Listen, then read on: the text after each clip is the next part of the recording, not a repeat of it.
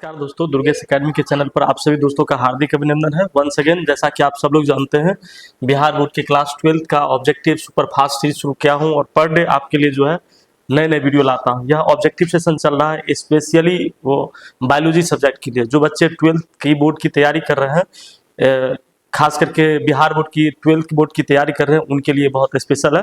वो बच्चे जरूर इस चैनल से जुड़कर से इसका लाभ उठाएं। आइए फिर से मैं एक चीज़ कह दूं कि आप अगर हमारे चैनल पर नए हो तो कृपया इस चैनल को सब्सक्राइब करना ना भूलें, बेल आइकन को प्रेस कर लें ताकि आने वाला नोटिफिकेशन आप तक आसानी से पहुंच सके और आप जो है इस वीडियो का आनंद ले सकें और अपने दोस्तों को भी जोड़ें, दोस्तों को भी शेयर करना ना भूलें। आइए शुरू करते हैं बायोलॉजी की इस ऑब्जेक्टिव सेशन के पहले ऑब्जेक्टिव क्वेश्चन पर। आइए देखते हैं पहला ऑब्जेक्टिव क्या है। पहला ऑब्जेक्टिव ये कहा जा रहा है, पहला ऑब्जेक्टिव यह है कि निम्नलिखित में से कौन सा मीथेन उत्सर्जन करता है। क्वेश्चन ये पूछा जा रहा है कि निम्नलिखित में कौन मीथेन उत्सर्जन करता है। तो मीथेन उत्सर्जन कौन करता है, आइए देखते हैं। ये आपका पूछा गया निम्नलिखित में से कौन मीथेन उत्सर्जन करता है। धान का खेत दिया है, इसके बाद लिखा है पशु है, इसके बाद दीमक लिखा गया है, सही है। तो धान भी देखिएगा, मतलब धान के खेत में मीथेन का उत्सर्जन होता ही है। पशु जो है ये भी नॉर्मली मीथेन का उत्सर्जन करता है, इसके बाद दीमक भी करता है। इनमें से सभी है, तो आप देखिएगा मोटा मोटी इस क्वेश्चन का आंसर होगा इनमें से सभी, मतलब तीनों जो है जीव मीथेन का उत्सर्जन करता है, सही है। तो इसमें आप ये मारिएगा, इसका सबसे सटीक आंसर ये होगा। आइए देखते हैं क्वेश्चन नंबर 2। क्वेश्चन नंबर 2 ये कहा जा रहा कि कार्बन मोनोऑक्साइड एक प्रमुख प्रदूषक है। कार्बन मोनोऑक्साइड एक प्रमुख प्रदूषक है किसका। लिखा गया ऑप्शन है वायु का, मृदा का दिया है, जल का दिया है, वायु तथा जल का, मतलब दोनों का। तो वायु तथा जल का, तो ये आपका ऑप्शन गलत हो जाएगा। ऑप्शन नंबर जो है ए सही है आपका। वायु में देखिएगा, मुख्यतः वायु में ही देखिएगा कार्बन मोनोऑक्साइड जो एक मुख्य प्रदूषक के रूप में काम करता है। मृदा का ये ऑप्शन आपका गलत होगा। जल में कार्बन मोनोऑक्साइड ये भी गलत होगा इसका, ठीक है। वायु तथा जल दोनों में ये गलत हो जाएगा। तो सबसे सटीक आंसर कौन सा होगा, ऑप्शन नंबर ए जो है वो करेक्ट आंसर आपका है। तो इसमें आप टिक लगाना। आइए चलते क्वेश्चन नंबर 3 देखते हैं। क्वेश्चन नंबर 3 क्या पूछा जा रहा है, कहता है कि देखिए ऑप्शन यहां चले, निम्नलिखित में से कौन जैव आवर्धन प्रदर्शित करता है। ये डी नंबर ऑप्शन वहां चला गया, ये SO2 दिया गया, SO2। जैव आवर्धन निम्नलिखित में से कौन प्रदर्शित करता है इस चीज को। आइए मैं क्लू देता हूं उसको, ठीक है, फिर इस पर चलते हैं। जैव आवर्धन होता क्या है। जैव आवर्धन को हम लोग बायो मैग्निफिकेशन कहते हैं। मतलब क्या हुआ, वह प्रक्रिया जिसमें हानिकारक, गैर बायोडिग्रेडेबल या अविघटनीय पदार्थ जो विघटित ना हो, सही है, जिसको डिकम्पोज नहीं किया जा सके, उसे कहते हैं अविघटनीय या गैर बायोडिग्रेडेबल या नॉन बायोडिग्रेडेबल सब्सटेंसेस। रासायन या विषैले पदार्थ जिसमें DDT और पारा खाद्य श्रृंखला में एक पोषण स्तर से दूसरे पोषक स्तर तक आसानी से जाने पर अधिक केंद्रित हो जाते हैं। मतलब जो ये DDT है या मान लीजिए पारा जो है एक पोषक स्तर से दूसरे पोषक स्तर तक आसानी से चले जाए, तो ऐसे पदार्थ जो है वो श्रृंखला पोषक स्तर के माध्यम से जाते हैं, तो पोषण स्तर पर जाने से अधिक केंद्रित हो जाते हैं। इसका मतलब यह हुआ कि खाद्य श्रृंखला में शीर्ष शिकारियों में विषाक्त पदार्थ को सांद्रता सबसे अधिक हो जाती है। जो जीव टॉप कंज्यूमर होता है, जो टॉप ऊपर लेवल पर जो खाता है जीव, सही है, उस पर भोजन की जो पदार्थ की जैसे DDT हुआ या पारा हुआ, इसकी विषाक्तता बहुत अधिक होती है। तो ये कंटिन्यूटी बनाए रखता है, सही है। तो अब आप समझ रहे होंगे किसका जैव आवर्धन सबसे अधिक होगा। इसका आंसर होगा DDT या पारा, सही है। क्वेश्चन नंबर 3, अब देखिए DDT ये भी ऑप्शन सही है, पारा ये भी ऑप्शन सही है। क्वेश्चन नंबर देखिए सी जो है ये दोनों ए और बी दोनों दिया है, तो आप इसमें आप सही आंसर लगाओगे, सही है। ये रहेगा आपका जैव आवर्धन प्रदर्शित करने वाला पदार्थ। तो ये ऑप्शन आप सही मारना, बाकी ये आप गलत हो जाएगा, ये गलत हो जाएगा। मोर देन ये ऑप्शन जो है सही है आपका, ठीक है। चलिए क्वेश्चन नंबर चलते हम लोग, ये मैंने आपको बताया। क्वेश्चन नंबर 4 की तरफ चलते देखते। कहता है कि रेडियोधर्मी प्रदूषक के सबसे प्रतिकूल प्रभाव का परिणाम है। रेडियोधर्मी प्रदूषक के सबसे प्रतिकूल प्रभाव का परिणाम है। पहला ऑप्शन दिया है क्षय रोग मतलब क्षय पीलिया। दूसरा दिया है ऑप्शन नंबर बी, यहां आपका दे दिया है पोलियो है, सही है, पोलियो। ऑप्शन नंबर 3 है हेपेटाइटिस और ऑप्शन नंबर डी यहां आपका दिया हुआ डी नंबर जीन उत्परिवर्तन, सही है, जीन उत्परिवर्तन। तो आपका जो है मतलब मुख्यतः देखिएगा इसका सबसे जो सटीक आंसर होगा वो जीन उत्परिवर्तन देखिए। देखिए रेडियोधर्मी प्रदूषक के रूप में, मतलब रेडियोधर्मी प्रदूषक में देखिएगा अक्सर जो है जब कोई पदार्थ, जैसे रेडियोधर्मी में क्या हुआ, जैसे बम विस्फोट किया जाता, जैसे आप सुने हुए हिरोशिमा नागासाकी के ऊपर बम गिराया गया था, जिसमें बहुत सारे बच्चे ऐसे थे जो नंगड़े लुल्ले पैदा लेते थे, सही है। तो उसमें क्या होता था, जीन मतलब म्यूटेंट कर जाता था, जीन उत्परिवर्तन की वजह से रेडियोधर्मी प्रदूषक पदार्थ जो है प्रतिकूल प्रभाव दिखाता है, मतलब अगली पीढ़ियों पर। इसी को मतलब ये छाप लिया, ये भी आपका गलत आंसर हो जाएगा, ये भी आप इसका सटीक आंसर मारोगे ऑप्शन नंबर डी जो है जीन उत्परिवर्तन। मैं इसका डिस्क्रिप्शन देता हूं आपको, देखिएगा। रेडियोधर्मी प्रदूषक क्या होता है, रेडियोधर्मी जो एक्टिव पॉल्यूटेंट्स क्या होता है, तब होता है जब वह अवांछनीय रेडियोधर्मी पदार्थ जैसे कि यूरेनियम हुआ, रेडियम हुआ, परमाणु दुर्घटनाएं में ये सारे निकले हुए कण हवा, पानी या मिट्टी में मिल जाते हैं, सही है। और हानिकारक विकिरण जैसे अल्फा, बीटा, गामा किरण इत्यादि जो निकलती है उसको उत्सर्जित करता है, जिससे जीवित प्राणियों के डीएनए और कोशिकाओं को नुकसान पहुंचाता है और कैंसर जैसे गंभीर बीमारियों को जन्म देता है, ठीक है। तो ऐसे प्राकृतिक स्रोत जैसे रेडोन गैस हुआ और मानव निर्मित गतिविधियों से जैसे परमाणु परीक्षण, परमाणु ऊर्जा संयंत्र में रिसाव, दोनों परिवर्तन के कारण होता है। ऐसे खाद्य श्रृंखलाओं के माध्यम से फैलकर पर्यावरण स्वास्थ्य पर बुरा असर पड़ता है। मैंने पहले ही बोला था, हिरोशिमा नागासाकी जो जापान का एक छोटा सा शहर है, उस पर ये परमाणु बम गिराकर आज भी देखिएगा वहां पर मतलब तबाही मची हुई है। आज भी देखिएगा बच्चे वहां बहुत ज्यादा प्रभावित होते हैं, नंगड़े लुल्ले से पैदा लेते हैं। तो ये आपका जो है वो जीन उत्परिवर्तन का मुख्य कारण होता है, जीन म्यूटेशन का मुख्य कारण होता है, इसका ये देखेंगे, ठीक है। चलते हैं अगले क्वेश्चन की तरफ देखते हैं। अगला क्वेश्चन क्या है, रेडियोधर्मी प्रदूषण, इसका डिस्क्रिप्शन भी दिया हुआ, देख लीजिए थोड़ा सा। रेडियोधर्मी प्रदूषण का मुख्य कारक कौन कौन है, जैसे परमाणु ऊर्जा संयंत्र क्या होता है, परमाणु ऊर्जा संयंत्र उत्पादन में ईंधन के निर्माण निकालने में या अपशिष्ट के रूप में किया जाता है। ये परमाणु ऊर्जा संयंत्र परमाणु हथियार के रूप में देखिए दिया गया, प्रमुख कारक कौन से होते हैं, सही है। तो ये परमाणु विस्फोट से निकलने वाले भारी विकिरण, सही है। प्राकृतिक गैस के रूप में देखिएगा रेडोन गैस हुआ, यूरेनियम हुआ, थोरियम हुआ, ये सब प्राकृतिक रेडियोधर्मी तत्वों के रिसाव के कारण जो है मतलब रेडियोधर्मी प्रदूषण के मुख्य कारण हो जाते हैं। ये भी दुर्घटनाएं, चेरनोबिल और फुकुशिमा जैसे परमाणु दुर्घटनाएं जो है इसका उदाहरण है। खनन देखिए, यूरेनियम अयस्क के खनन से और प्रसंस्करण के भी कारण जो है रेडियोधर्मी प्रदूषक के प्रमुख कारण होते हैं। ये आपका मुख्य रेडियोधर्मी प्रदूषक के मुख्य 5 कारण मैंने लिखा, इसको देख लीजिएगा। चलिए क्वेश्चन देखते हैं अगला। अगला क्वेश्चन नंबर 5 है, हीरोइन है, हीरोइन नहीं हेरोइन कहेंगे, हीरोइन है, सही है। मोनो एसिटाइल फॉर्मीन, फिर दिया diacetyl diacetyl morphine, इसके बाद दिया टेट्रा एसिटाइल मॉर्फिन, सही है। तो इसमें देखिएगा जो हेरोइन होता है उसमें डाई एसिटाइल ग्रुप मॉर्फिन लगा होता है, सही है। तो इसका सटीक आंसर बी नंबर ऑप्शन जो है वो आपका सही आंसर होगा। बी नंबर ऑप्शन से मैं आपको दिखाता हूं, ऑप्शन देता हूं इसका, आपको देखिए क्या लिखा है, हीरोइन एक अफीम युक्त नशीली दवाएं होती है जिसे मॉर्फिन से संशोधित करके बनाया जाता है। कुछ अफीम पौधे से निकाला जाता है, जैसे कि सफेद भूरे रंग के पाउडर के रूप में, या ये ब्लैक टार हेरोइन के नाम से भी जाना जाता है। ये इसका मुख्य रूप से काले चिपचिपे पदार्थ के रूप में मिलती है। अक्सर देखिएगा इसमें चीनी या दूध पाउडर जैसे अन्य नशीले पदार्थ जो मिलाए जाते हैं। आपको मैंने क्लू क्या दिया, डाई एसिटाइल, देखिए एक ग्रुप यहाँ आपका ये लगा हुआ, एक ग्रुप देखिएगा एसिटाइल ग्रुप का ये लगा हुआ, सही है, इसलिए उसको कहते हैं हम लोग डाइसिटाइल, सही है। तो ये लगाइएगा, बाकी ये आपका एसिटाइल नहीं, ये मिथाइल ग्रुप लगा हुआ, सही है। तो इसका सटीक आंसर जो आपका ये ट्राई लिखा हुआ, ट्राई लिखा गया, ये गलत आपका ऑप्शन है, ये गलत होगा, ये डाई लिखा मिलेगा, डाई लिखा हुआ, सही, कोई बात नहीं। ऑप्शन नंबर सी जो है वो करेक्ट आंसर है। ये आपका ट्राई एसिटिक मॉर्फिन दिया हुआ गलत है, ये ऑप्शन लगाइएगा, डाई एसिटाइल मॉर्फिन 2 वाला है, ठीक है, इसको, ये आपका सटीक आंसर होगा, सही है। चलिए देखते हैं अगला क्वेश्चन। ये आपका मैंने अभी दिखाया था ना 2 डायस्टिक, ये वाला था, इसी वजह से। अगला क्वेश्चन है क्वेश्चन नंबर 6, डिऑक्सीराइबोज तथा राइबोज शर्करा एक ही वर्ग के हैं जिन्हें हम लोग कहते हैं, क्या कहा जाता है, दिया गया ट्राइओसेज, पेंटाओसेज, हेक्साओसेज, हेप्टोसेज। तो ये देखिएगा डिऑक्सीराइबोज या राइबोज शर्करा जो होता है मुख्यतः वो पेंटोज कार्बन, 5 कार्बन का ये कंपाउंड होता है, सही है। तो ये मुख्यतः देखिएगा इसका आंसर सही होगा, ये ट्राइओज ये आपका गलत ऑप्शन होगा, हेक्सोसेज ये भी, हेप्टोसेज जो है ये भी आपका गलत ऑप्शन। पेंटोज 5 कार्बन का ये कंपाउंड होगा, आपको मैं दिखाता हूं कि क्या है। डिऑक्सीराइबोज शुगर जो है राइबोज शर्करा एक ही वर्ग के हैं जिन्हें हम लोग पेंटोज शर्करा कहते हैं। मैंने आंसर बोला था पेंटोज शर्करा होगा, ये वाला कहा जाता है, क्योंकि ये दोनों शर्करा में 5 कार्बन परमाणु का बना होता है। बेसिकली पेंटोज होगा तो वो 5 कार्बन कंपाउंड का बना होगा, इसलिए इन्हें पेंटोज या एल्डोपेंटोज के नाम से भी वर्गीकृत किया गया है। ये आरएनए और डीएनए के आवश्यक घटक होते हैं, सही है। आरएनए और डीएनए के, चूंकि ये पेंटोज शर्करा मतलब डिऑक्सी राइबोज के या राइबोज शुगर के ये दोनों उसी के अवयव होते हैं। आइए देखते हैं क्वेश्चन नंबर अगला चलते हैं। क्वेश्चन नंबर 7 है। क्वेश्चन नंबर 7 ये कहा जा रहा है कि डीएनए के न्यूक्लियोटाइड की व्यवस्था को किसके द्वारा देखा जा सकता है, सही है। न्यूक्लियोटाइड की व्यवस्था को किसके द्वारा देखा जा सकता है, सही है।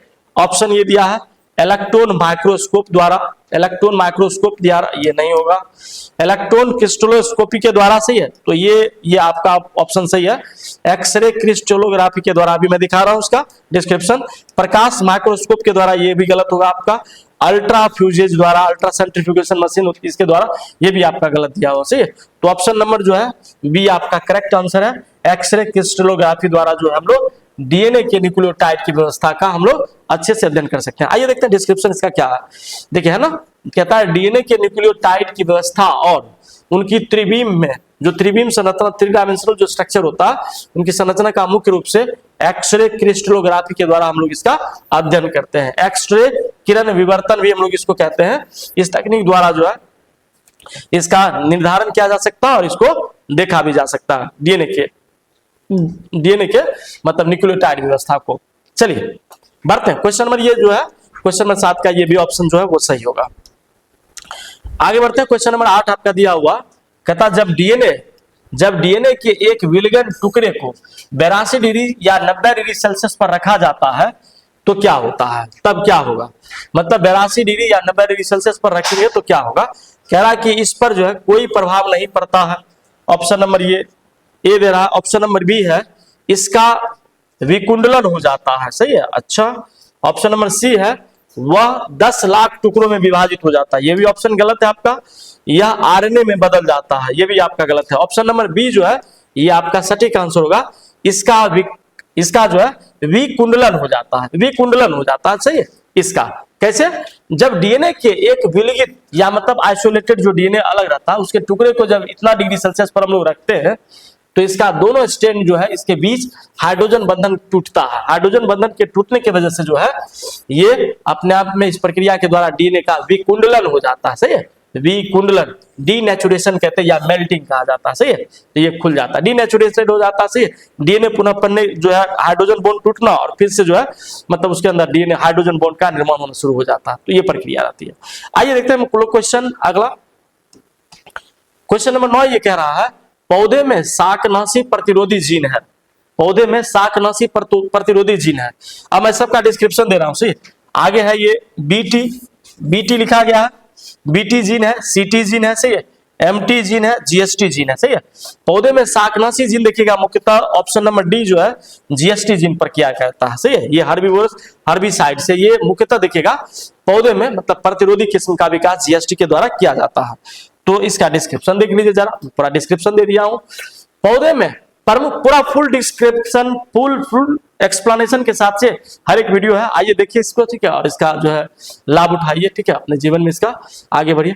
फिर कह रहा है कि पौधों में प्रमुख शाकनाशी प्रतिरोधी जीन जीएसटी ग्लूटाथियोनिन एस ट्रांसफेरेज है, जो ये फसलों को खतरनाक खरपतवार नाशकों के प्रतीक, इसी को हर्बिसाइड्स कहते हैं, के प्रतीक सहनशील बनाता है।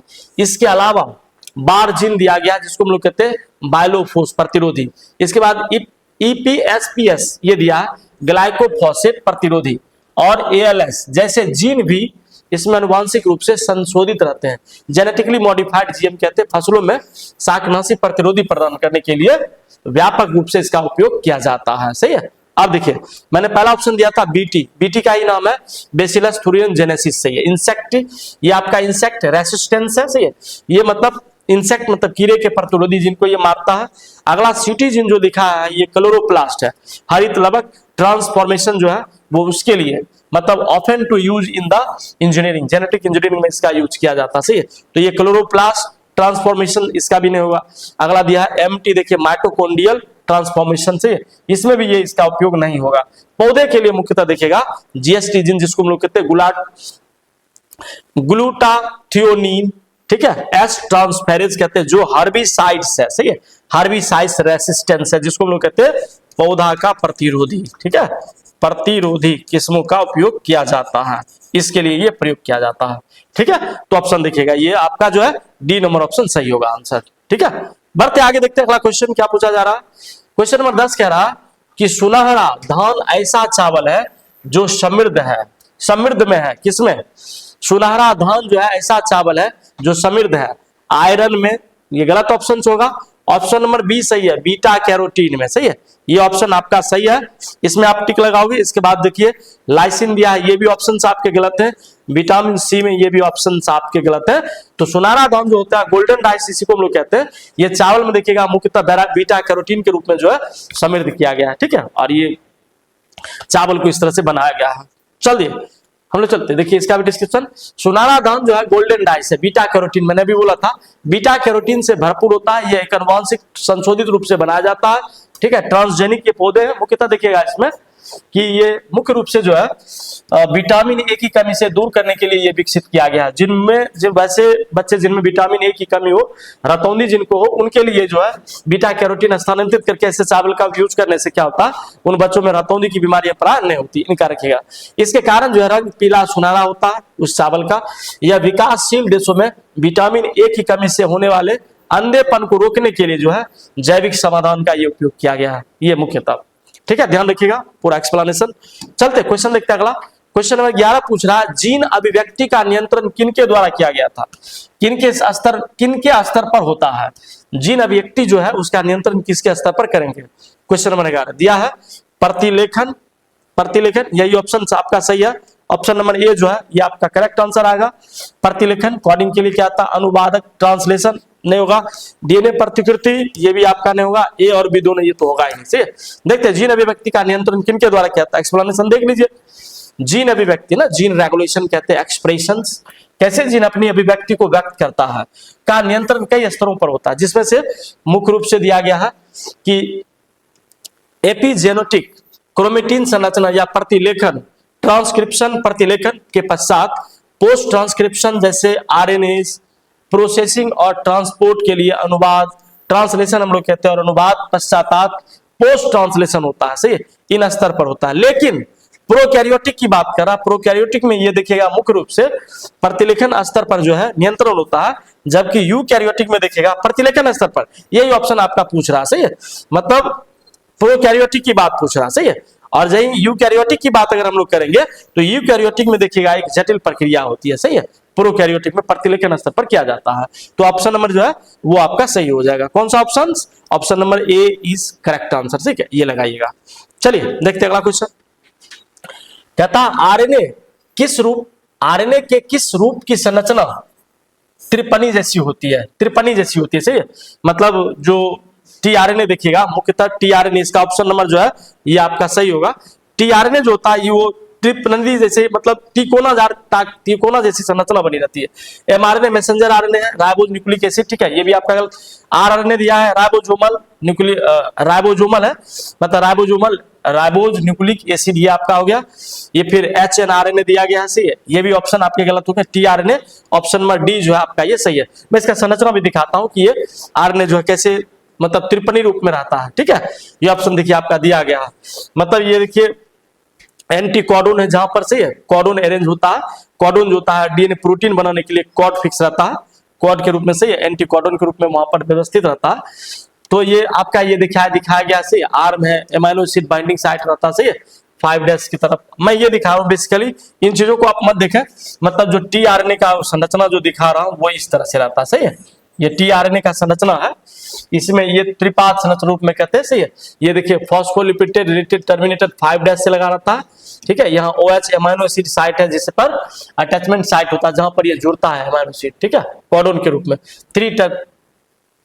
ये दिया 3 टर्मिनल्स, दिया एक्सेप्टर्स और दिया एमाइनो एसिड्स आर्म्स दिया है, जहां पर एमाइनो एसिड का कॉडोन जो है जुड़ता है। फिर एक्स्ट्रा आर्म भी दिया जो वेरिएबल होते हैं, एंटी कॉडोन जो है लूप की तरह रहते हैं। प्राय ऐसी संरचना को हम लोग ये कहते हैं त्रिपाद संरचना, ये मतलब टीआरएनए की संरचना, इसको देखिएगा, ठीक है। तो इसका ऑप्शन जो है टीआरएनए लगाइएगा, ठीक है। ऑप्शन ये आपका सही है। चलते अगले क्वेश्चन की तरह देखते हैं।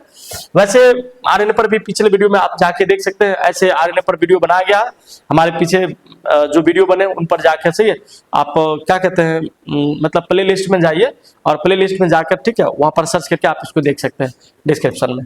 चलिए आगे बढ़ते हैं। क्वेश्चन नंबर 13 दिया गया, केंद्रक प्रतिरोपण तकनीक की खोज किनके द्वारा की गई थी?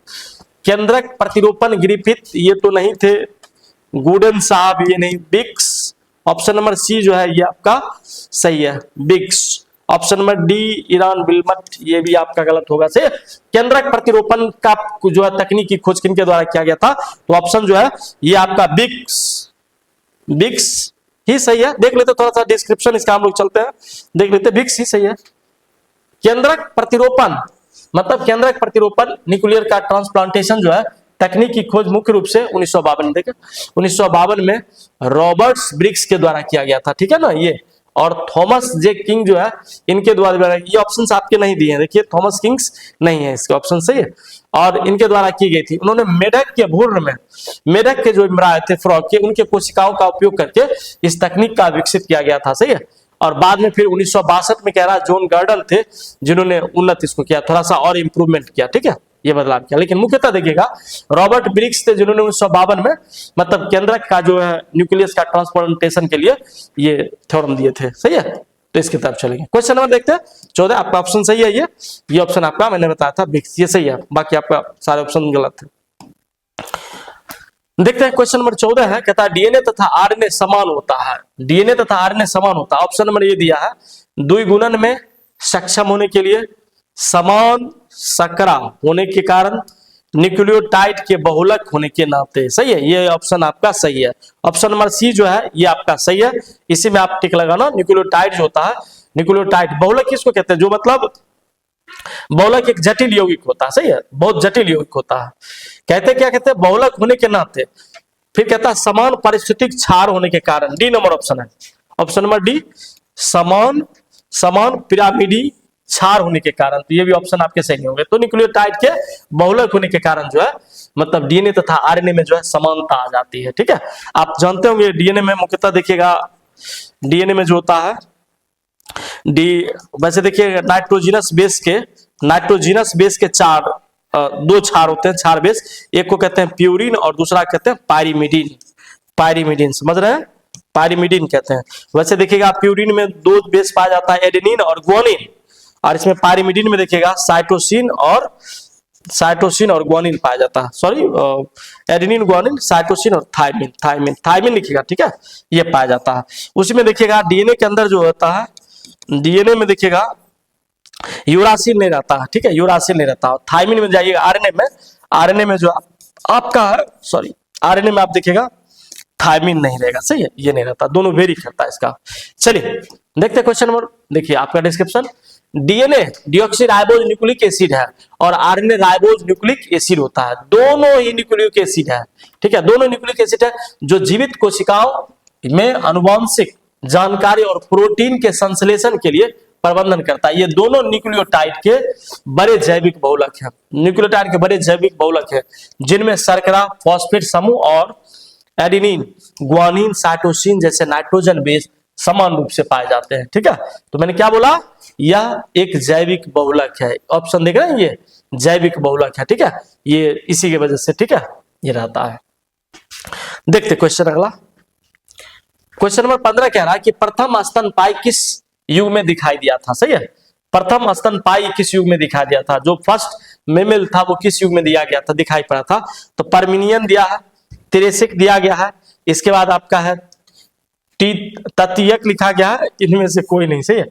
तो आप देखिएगा त्रेसिक जो होता है इसी इरा में, इसी महाकल्प में जो है प्रथम स्तनपायी जीव जो है पाया गया था। मैं इसका ऑप्शन भी दे रहा हूं, आपको देखिएगा क्वेश्चन नंबर 15 का डिस्क्रिप्शन दे रहा हूं, ठीक है, चेक करो आप।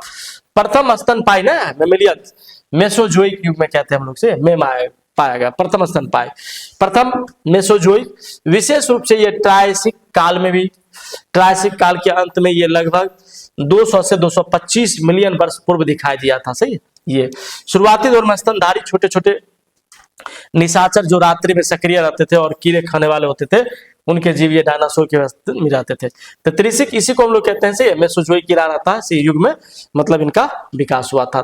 ये लिखेगा त्रिशिक। ऑप्शन नंबर बी जो है ये आपका सही आंसर होगा। ठीक है, बढ़ते क्वेश्चन नंबर 16 की तरफ। देखते हैं क्वेश्चन नंबर 16 क्या है। 16 ये कह रहा सैटेलाइट डीएनए एक का उपयोग होता है।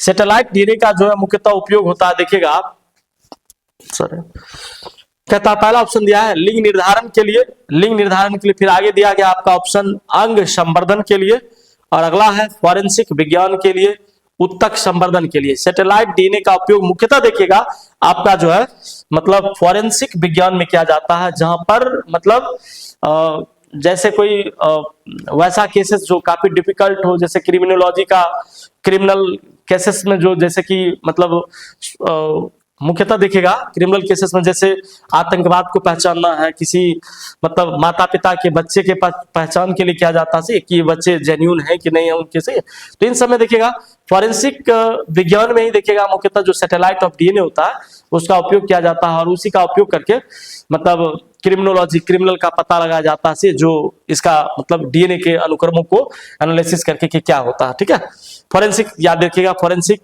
जैसे कोई किसी का मर्डर हो गया, किसी के मर्डर की जानकारी लेना हो, सही है, तो आप फॉरेंसिक लैब उसको जो है उसके सैंपल को भी आ जाएगा, सैंपल में जो सैटेलाइट ऑफ डीएनए होगा उसी का टेस्टिंग करके जो है वह मतलब इसका उपयोग करके हम लोग फॉरेंसिक विज्ञान का अध्ययन कर सकते हैं। सही है, ये देखते हैं, ये देखिए ऑप्शन सैटेलाइट डीएनए ये फॉरेंसिक विज्ञान में दिया गया है। सही है, एक अत्यंत महत्वपूर्ण है, बहुत ही महत्वपूर्ण, इतना महत्वपूर्ण जिसकी कोई बात नहीं। सही है, फॉरेंसिक लैब में आज इसके माध्यम से डीएनए के माध्यम से हम लोग बहुत कुछ जानकारी ले लेते हैं। सही है, जिसको हम लोग जेनेटिक्स एंड इवोल्यूशन की जानकारी हम लोग एकत्रित करते हैं।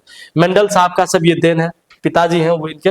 तो महत्वपूर्ण उपयोग ये साधन होता है, ये मुख्य रूप से डीएनए फिंगरप्रिंटिंग तकनीक का भी आधार है। डीएनए फिंगरप्रिंटिंग भी किया जाता है, आप उसको भी टेस्ट कर सकते हैं। सही, जिसका उपयोग करके अपराधियों की पहचान, मैंने बोला था ना क्रिमिनल का से अपराधियों की पहचान करिए। पितृक परीक्षण किया जाता है, माता पिता की जानकारी सही है बच्चे का कि नहीं है। सही, तो ये इन टेस्टों का, ये फिर अनुवांशिक विकारों और निदान का भी उपयोग किया जाता है सैटेलाइट ऑफ डीएनए का प्रयोग करके, इसको ध्यान रखिएगा। चलिए देखते हैं अगला क्वेश्चन। क्वेश्चन नंबर 17 है विभिन्नताएं, कहता है विभिन्नताएं अर्धसूत्री विभाजन के दौरान उजागर होती है। पहला दिया विनिमय के कारण, इसी यही ऑप्शन स्वतंत्र संकल्प के कारण, ये भी ऑप्शन सही है, ये भी ऑप्शन सही है। आपका सी नंबर दिया सहलग्नता के कारण, ये ऑप्शन गलत है। ऑप्शन नंबर डी आपको दिया गया है, ऑप्शन नंबर डी है उधर चला गया। ऑप्शन ए और बी दोनों आप ये भी मारिएगा, ऑप्शन ये भी मारिएगा, स्वतंत्र संकलन के कारण और विनिमय के कारण। सही है, विभिन्नताएं अर्धसूत्री विभाजन में देखिएगा मोटा मोटी देखिएगा किसी किसी बुक में ये नहीं भी रहता। सही है, लेकिन क्रॉसिंग ओवर जो है अगर आप मारिएगा तो ये भी सटीक आंसर होगा, अगर दोनों मारेंगे तो भी सही है। लेकिन मुख्यतः देखिएगा विभिन्नता का जो कारण है ना वो विनिमय होता है। क्रॉसिंग ओवर जिसको इंग्लिश में हम लोग कहते हैं, जो मतलब मियोसिस डिवीजन के पैकेटिन स्टेज में आप उसको देख सकते हैं। ठीक है, क्रॉसिंग ओवर को अच्छे से अध्ययन किया जा सकता है। तो इसमें जो है ये विनिमय के कारण जो है दोनों में मतलब विभिन्नताएं को उत्पन्न करता है, इसको ध्यान रखिएगा। ठीक है, बाकी आपको अगर आप चाहेंगे तो ये भी दोनों ऑप्शन भी लगा सकते हैं, ये भी आपका सही होगा। चलिए आगे बढ़ते हैं क्वेश्चन में। अनुवांशिक विभिन्नताएं दिया हुआ, मुख्य रूप से अर्धसूत्री विभाजन। सही है, अर्धसूत्री विभाजन जिसको हम लोग मियोसिस कहते हैं के दौरान उजागर होते हैं। मैंने बोला था ना मियोसिस डिवीजन के पैकेटिन स्टेज में होता है। यह प्रक्रिया लैंगिक जनन के कारण वाले जीवों में युग्मक अंडाणु के निर्माण के समय होती है। विभिन्नताएं मुख्य रूप से क्रॉसिंग ओवर, जीन विनिमय, स्वतंत्र अपव्यूहन दिया गया है ना, इंडिपेंडेंट असॉर्टमेंट होता है के कारण होता है। इन सब का मैंने फुल डिस्क्रिप्शन बड़े बड़े वीडियो के साथ मैंने जेनेटिक्स एंड इवोल्यूशन का प्लेलिस्ट बना हुआ, वहां जाकर आप इस वीडियो को देख सकते हैं अच्छे से। चलिए बढ़ते अगले क्वेश्चन, चूंकि ऑब्जेक्टिव सेशन चल रहा।